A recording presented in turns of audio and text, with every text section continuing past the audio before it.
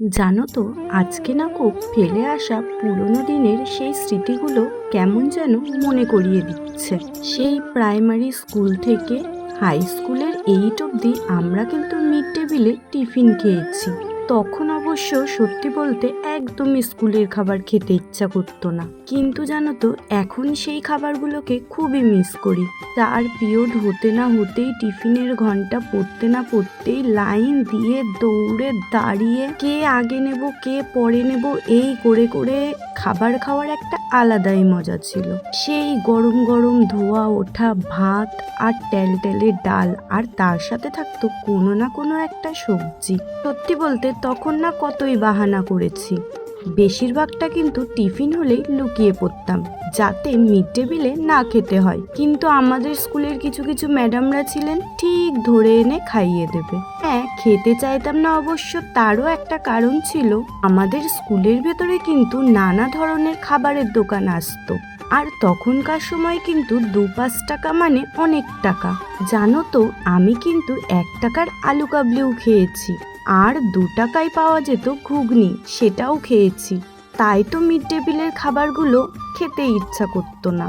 যখনই না টিফিনের ঘন্টা পড়তো, ম্যাডামকে বলতাম আমার আজকে খুব পেটে ব্যথা করছে, যাতে ওই মিড ডে মিলে খেতে না যেতে হয়। কিন্তু হ্যাঁ, এখন বুঝতে পারছি সেই খাবারগুলো কতটাই না আনন্দের ছিল। লাইন দাঁড়িয়ে ভাত তরকারি ডাল সবজি একসাথে নিয়ে একই জায়গায় বসে খাওয়া দাওয়া করে থাল ধুয়ে আনতাম।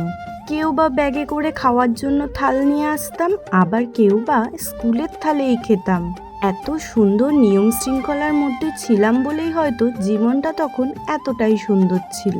জানো তো, মাঝে মাঝেই মনে হয় সেই ছোটবেলার মতন স্কুল লাইফে আবারও ফিরে যায়। তখন সেই জীবনটাকে একদমই পছন্দ না হলেও এখন কিন্তু এতটা বড় হয়ে সেই জীবনেও আবার ফিরে যেতে ইচ্ছা হয়। তখন তো আর বুঝতাম না, একবার যখন বড় হয়ে যাব তখন সেই বড় হওয়া থেকে আর কোনোদিন ফিরেই আসতে পারবো না। আর এই বড় হওয়ার মধ্যে রয়েছে অনেকটা চিন্তা ভাবনা, সুখ দুঃখ হাসি কান্না। এগুলো কিন্তু ছোটবেলায় একদমই মাথায় থাকতো না। তখন তো শুধু নিজের জীবন আর নিজেকে নিয়েই ব্যস্ত থাকতাম। নাও বাপু, আজকে কিন্তু মিড ডে মিল খাওয়া নিয়ে অনেক কথা বলে ফেললাম। আসলে কি বলতো, ওই যে মাঝে মাঝে কিন্তু সেই সব পুরোনো দিনের কথাগুলো ভাবতেও ভালো লাগে। এখন দেখবা খুব মন খারাপ লাগবে, তখন যেমন পুরনো গ্যালারি ঘাঁটতে ভালো লাগে, ঠিক তেমনিই কিন্তু পুরোনো দিনের কথাগুলো ভাবতেও খুবই ভালো লাগে। আর সেই সব পুরোনো দিনের সবকিছু কিন্তু আমাদের সারা জীবনের স্মৃতির পাতায় আটকেই থেকে যায়।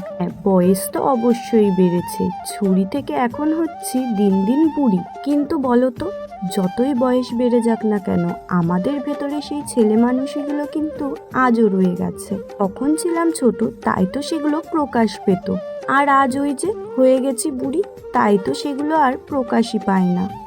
আজকে কিন্তু পুরোনো দিনের কথাগুলো মনে করে আবারও একটুখানি স্মৃতিচারণ করে নিলাম।